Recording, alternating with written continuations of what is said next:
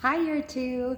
I am going to read to you the next chapter in our Harry Potter and the Sorcerer's Stone book, kind of taking from the point where we left off the last time we were here. So we are going to read chapter 8, The Potions Master. If you have a book at home, it would be really, really great for you to follow along while I'm reading. Although every now and again I change the words slightly out of the British ones, so you can keep an eye out for that too. There, look. Where? Next to the tall kid with the red hair. Wearing the glasses? Did you see his face? Did you see his scar? Whispers followed Harry from the moment he left his dormitory next day. People queuing outside classrooms stood on tiptoe to get a good look at him, or doubled back to pass him in the corridors again, staring. Harry wished they wouldn't, because he was trying to concentrate on finding his way to class. There were 142 staircases at Hogwarts. Wide, sweeping ones, narrow, rickety ones, some that led somewhere different on a Friday, some with a vanishing step halfway up that you had to remember to jump. Then, there were doors that wouldn't open unless you asked politely or tickled them in exactly the right place. And doors that weren't really doors at all, but solid walls that were just pretending.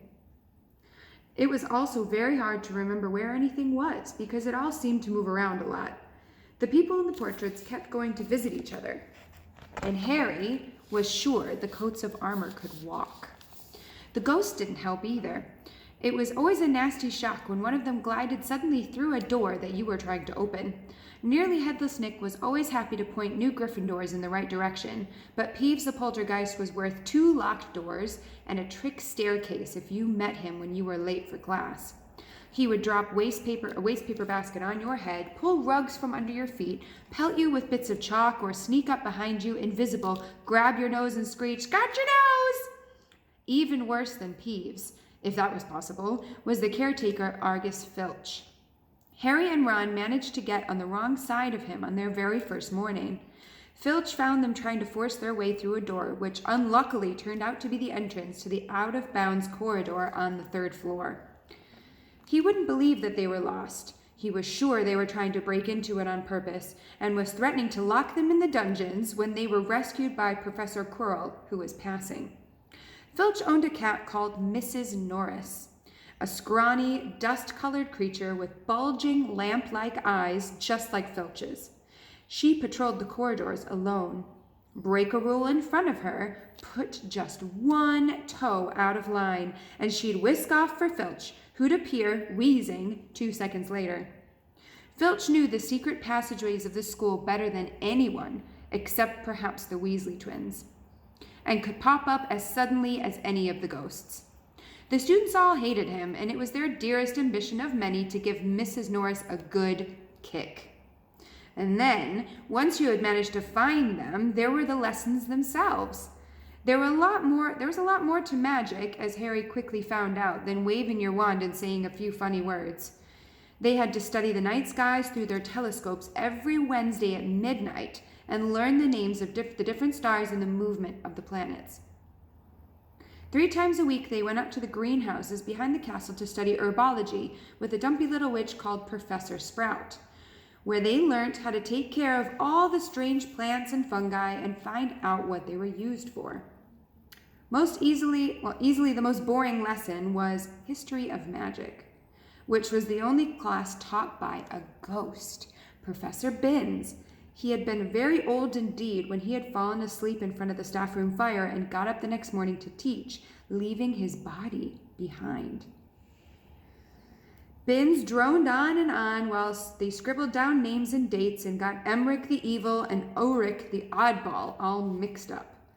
Professor Flitwick, the charms teacher, was a tiny little wizard who had to stand on a pile of books to see over his desk.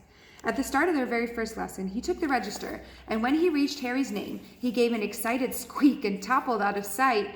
Professor McGonagall was again different. Harry had been quite right to think she wasn't a teacher to cross. Strict and clever, she gave them a talking to the moment they sat down in her very first class. Transfiguration is some of the most complex and dangerous magic you will learn at Hogwarts. she said. "Anyone messing around in my class will leave and not come back. You have been warned." Then she changed her desk into a pig and back again. They were all very impressed and couldn't wait to get started, but soon realized that they weren't going to be changing the furniture into animals for a long time.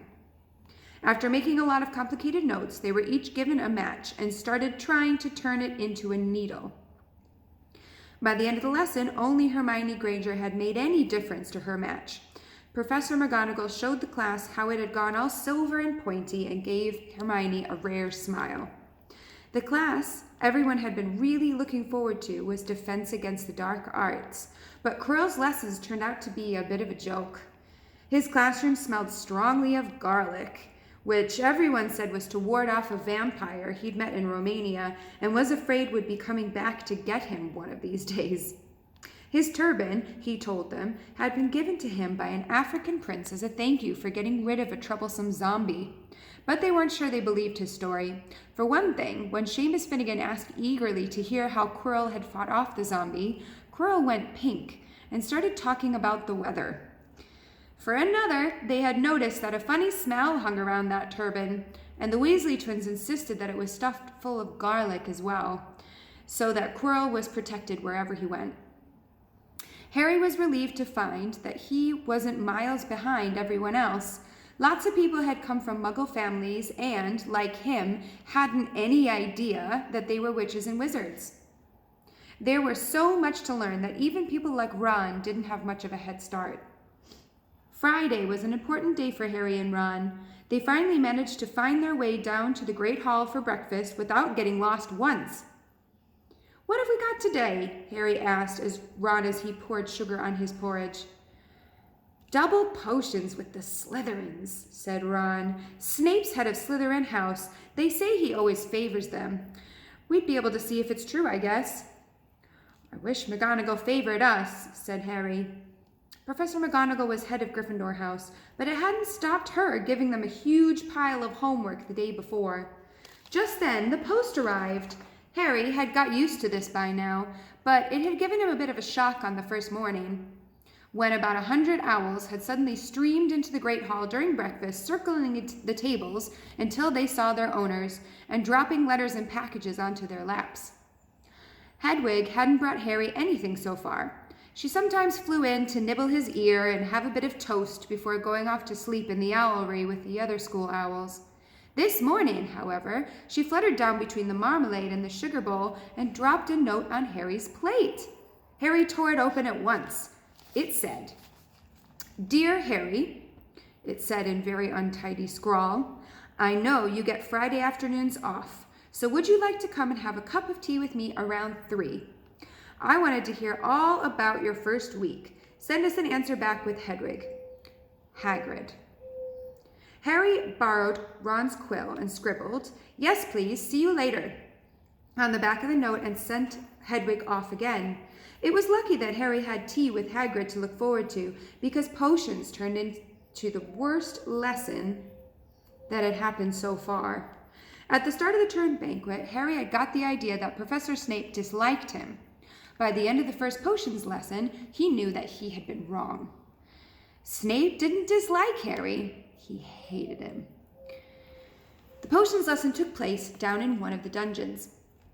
It was colder there than up here in the main castle and would have been quite creepy enough without the pickled animals floating around in glass jars all around the walls. Snape, like Flitwick, started the class by taking the register, and, like Flitwick, he paused at Harry's name. "Ah, yes," he said softly, "Harry Potter, our new celebrity." Draco and his friends Crabbe and Goyle sniggered behind their hands. Snape finished calling the names and looked up at the class. His eyes were black, like Hagrid's. But they held none of Hagrid's warmth. They were cold and empty and made you think of dark tunnels.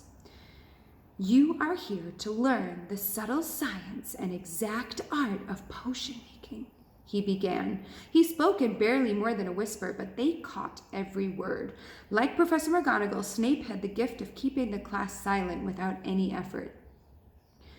As there is little foolish wand waving here, many of you will hardly believe that this is magic. I don't expect you will really understand the beauty of softly simmering cauldrons with its shimmering fumes, the delicate power of liquids that creep through the human veins, bewitching the mind, ensnaring the senses. I can teach you how to bottle fame, brew glory, even stopper death. If you aren't as big of a bunch of dunderheads as I usually have to teach. Let me show you this picture of Professor Snape. It's a good one. Look at all those animals pickled in jars behind him. Does he look like somebody you would want to teach you? Probably not.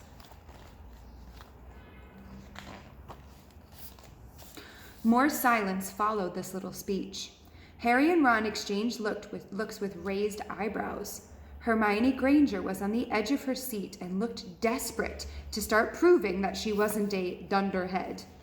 "Potter," said Snape suddenly, "what would I get if I added powdered root of asphodel to an infusion of wormwood?"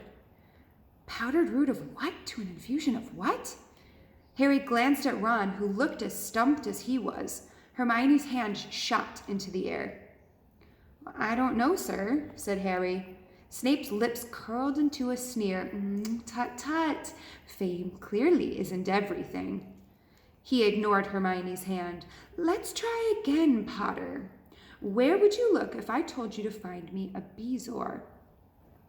Hermione stretched her hands as high into the air as it would go without her leaving her seat. But Harry didn't have the faintest idea what a bezoar was. He tried not to look at Malfoy, Crabbe, and Goyle, who were shaking with laughter. "I don't know, sir." "Thought you wouldn't open a book before coming, eh, Potter?" Harry forced himself to keep looking straight into those cold eyes. He had looked through his books at the Dursleys, but did Snape expect him to remember everything from 1,000 magical herbs and fungi? Snape was still ignoring Hermione's quivering hand. "What is the difference, Potter, between monkshood and wolfsbane?" At this, Hermione stood up, her hand stretching towards the dungeon ceiling. "I don't know," said Harry quietly. "I think Hermione does, though. Why don't you try her?" A few people laughed. Harry caught Seamus's eye, and Seamus winked at him. Snape, however, was not pleased. "Sit down," he snapped at Hermione. "For your information, Potter, asphodel and wormwood make a sleeping potion so powerful that it is known as the draught of living death. A bezoar is a stone taken from the stomach of a goat and will save you from most poisons. As for monkshood and wolfsbane, they are the same plant, which also goes by the name of aconite. Well, why aren't all of you copying this down?" There was a sudden rummaging for quills and parchment. Over the noise, Snape said, "And a point will be taken from Gryffindor House for your cheek, Potter." Things didn't improve for the Gryffindors as the potion lesson continued. Snape put them into pairs, setting them mixing up a simple potion to cure boils. He swept around in his long black cloak, watching them weigh dried nettles and crush snake fangs, criticizing almost everyone except for Malfoy, who he actually seemed to like. He was just telling everyone to look at the perfect way Malfoy had stewed his horned slugs when clouds of acid green smoke and a loud hissing filled the dungeon. Neville had somehow managed to melt Seamus's cauldron into a twisted blob, and their potion was seeping across the stone floor, burning holes in people's shoes. Within seconds, the whole class were standing on their stools, while Neville, who had been drenched in the potion when the cauldron collapsed, moaned in pain as angry red boils sprang up all over his arms and legs. "Idiot boy!" snarled Snape, clearing the spilled potion away with one wave of his wand.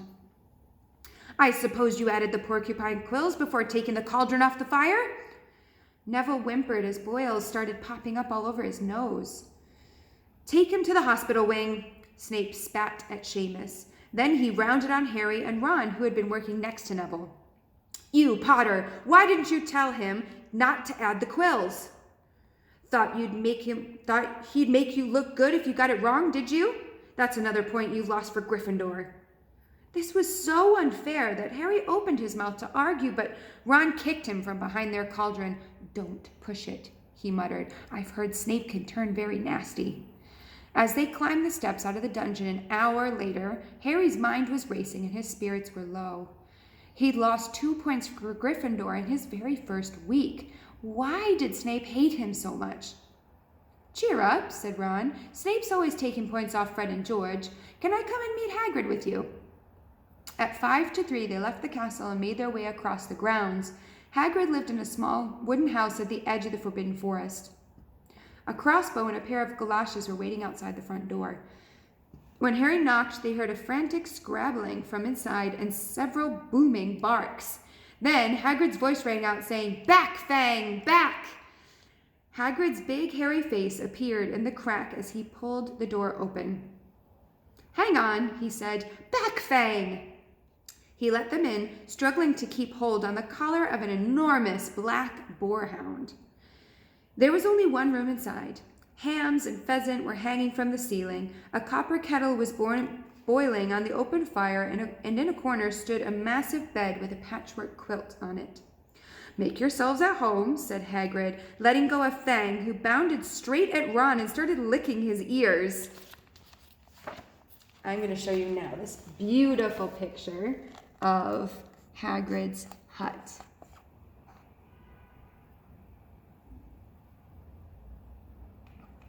So you can see his front door there.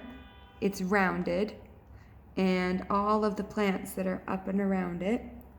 You can see his pumpkin patch and the vegetables he's growing. And then he's got, instead of a scarecrow, a sort of scare dragon that he's made out of different tools of bits of metal.